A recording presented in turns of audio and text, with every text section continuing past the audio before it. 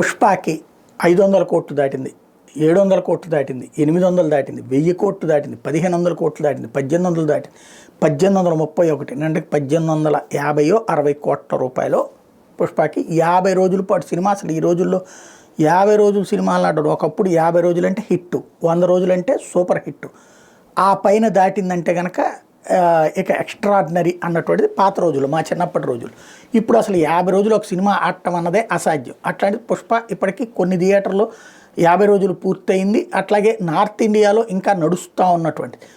ఓవరాల్గా 1850 కోట్ల రూపాయల వరకు వచ్చింది అన్నటువంటిది వాళ్ళు వేస్తున్న పోస్టర్ల ద్వారా తెలుస్తుంది. మరి ఇన్కమ్ ట్యాక్స్ రైడ్లు అటు సుకుమార్తో తర్వాత మైత్రి మూవీ మేకర్స్లో చేశారు కదా, 1850 కోట్ల రూపాయలకి ట్యాక్స్ కడతారా అంటే 1850 కోట్లు టోటల్ అంటే ఆ ఖర్చులు పోను మిగతా దానికి ట్యాక్స్ కట్టాలి కదా. అంటే 1850 మాకు ఓవరాల్గా టర్న్ ఓవర్ జరిగింది, ఇందులో ఈ థియేటర్లకు ఇచ్చింది ఎంత లేకపోతే సినిమాకి అయింది ఎంత, ఇది పోను మిగతా దానికి కడతారు. అసలు అది చూపెడతారా లేదా, అది ఇన్కమ్ ట్యాక్స్ వాళ్ళు చెప్పాల్సి ఉంది. అట్లాగే మైత్రి మూవీ మేకర్స్ వాళ్ళు చెప్పాల్సి ఉంది.